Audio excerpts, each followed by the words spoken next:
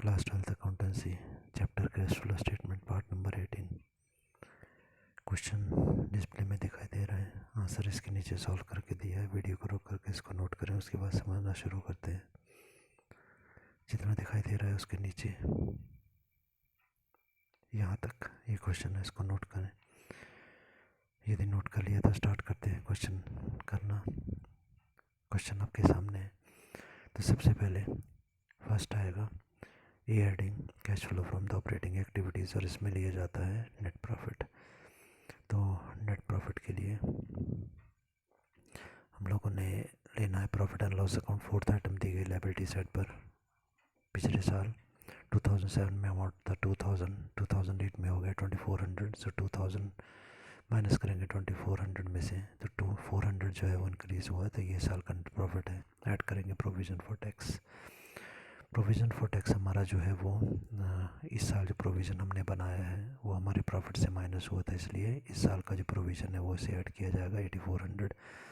Propose dividend भी इस साल का जो होगा हमारा 11600, वही हमने प्रॉफिट में से माइनस किया होगा, तो ये यहाँ पर ऐड बैक कर देंगे इसके।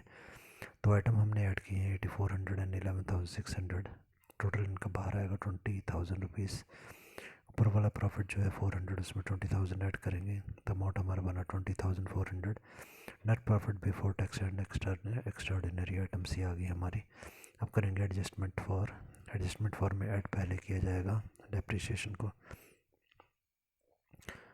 तो डेप्रिसिएशन हम लोग देखेंगे यहाँ पर। डेप्रिसिएशन हमारे को दिया गया है 8000। तो कैसे है, 22,000 लास्ट ईयर था और इस साल जो डेप्रिसिएशन है 30,000 हो गया है। तो इसका मतलब इस साल 8000 इंक्रीज़ हुआ है, तो ये डेप्रिसिएशन हमारा आ जाएगा 20,400 पहले ही था। बाहर वाले कॉलम में 8000 और ऐड हो गया, तो ये हो गया 28,400। ये आ जाएगा operating profit before working capital changes.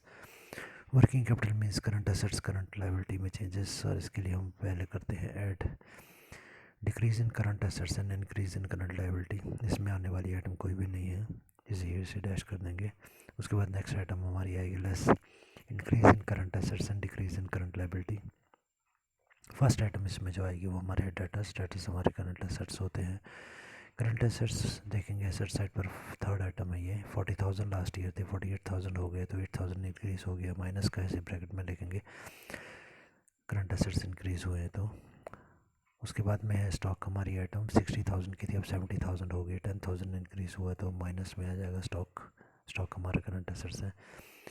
Prepaid expenses 600 के थे और 1000 हो गए हैं, 400 इंक्रीज़ हो गए हैं, तो ये भी माइनस कह जाएंगे। Prepaid expenses current asset again हमारे हैं। उसके बाद में लायबिलिटी साइड पर यदि हम देखते हैं तो यहाँ पर हमारी आइटम है सिक्स्थ क्रेडिटर्स। 24,000 थी और ये 22,000 रह गई, इसका 2,000 डिक्रीज़ हुआ है। करंट लायबिलिटी डिक्रीज़ हुई है 2,000, ये माइनस का आ जाएगा।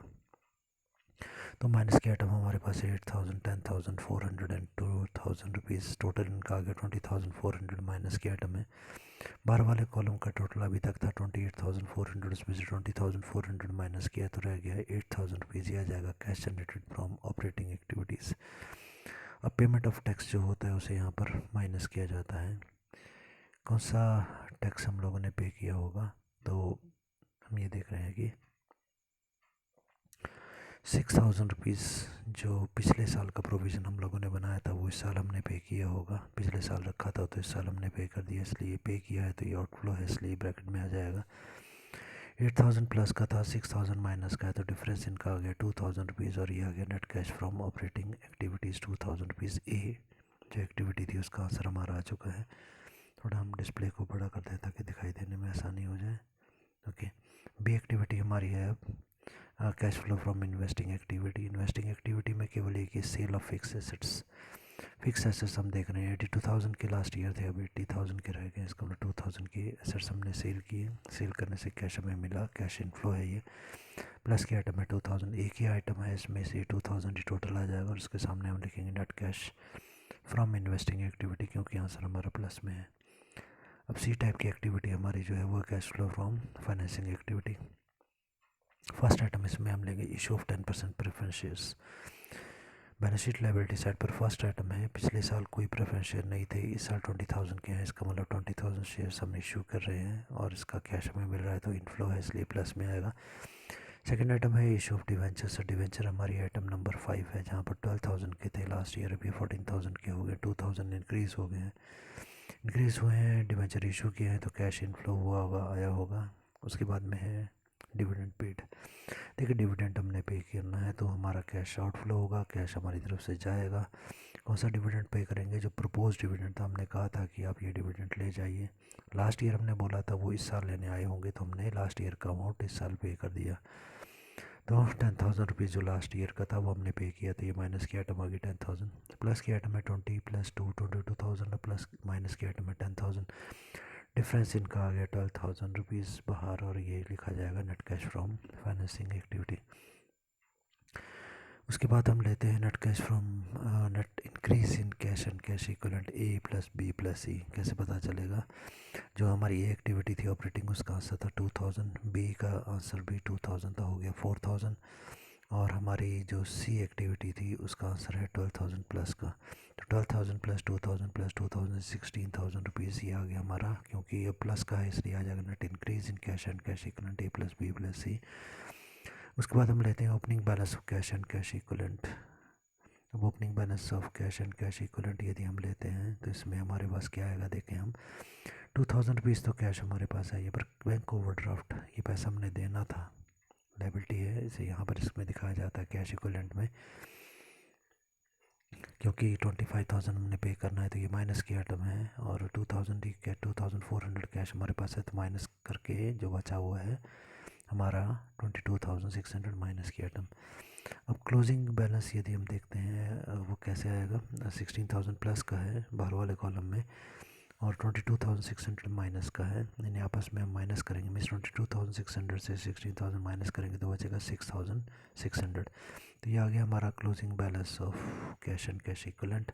और यदि हम बैलेंस शीट भी देखते हैं तो वहाँ पर कैश हमारे पास 7,000 है क्लोजिंग बैलेंस, और बैंक ओवरड्राफ्ट का जो अमाउंट है वो है 13,600, सो 13,600 बैंक ओवरड्राफ्ट में से कैश का अमाउंट माइनस करेंगे 7,000, तो जो बचेगा हमारा अमाउंट माइनस का ही होगा, बैंक ओवरड्राफ्ट माइनस में है इसलिए 6,600, यही है अमाउंट। हमारा आंसर टैली हो गया। नेक्स्ट क्वेश्चन स्टार्ट करते हैं। तो डिस्प्ले में क्वेश्चन दिखाई दे रहा है और नीचे इसको सॉल्व करके दिया गया, वीडियो को रुक करके इसको आप नोट करेंगे और उसके बाद हमको समझना शुरू करते हैं। यदि आपने नोट कर लिया है तो सीधा ही हम इसके आंसर पर चलते हैं और उसको समझना शुरू करते हैं। डिस्प्ले में थोड़ा बढ़ा देता हूँ ताकि समझना आसान हो जाए। Okay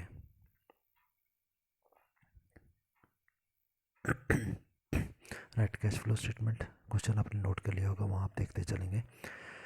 so cash flow statement, cash flow from the operating activities पहले आती है हमारी, नेट प्रॉफिट इसमें लिया जाता है, और नेट प्रॉफिट के लिए हम देखेंगे बैलेंस शीट लायबिलिटी साइड पर थर्ड आइटम है प्रॉफिट एंड लॉस अकाउंट।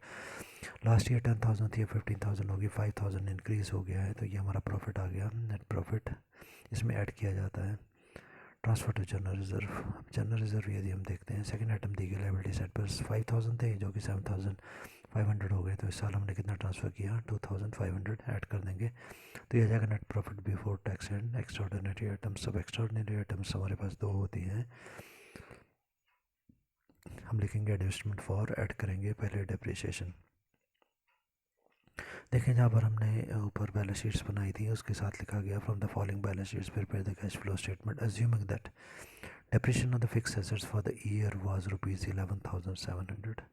तो यहाँ पर हमारे पास डेप्रिसिएशन है 11,700 का, उसके बाद ये ऐड होगा तो और ऐड हो जाएगा हमारा प्रिलिमिनरी एक्सपेंसेस रिटर्न ऑफ। तो देखते हैं यदि हमने लास्ट ईयर हमारे पास 1,000 के थे 2008 में, 2009 में रह गए हैं 500 का, मतलब कुछ हमने राइट ऑफ कर दिए हैं, तो ये भी हमारा आ जाएगा, इसमें ऐड हो जाएगा। 11,700 प्लस 5,000 इज इक्वल टू 12,200, 7,500 बाहर के कॉलम में है, उसमें 12,200 ऐड करेंगे तो आ जाएगा 19,700, जिसके सामने हम लिखेंगे operating profit before working capital changes.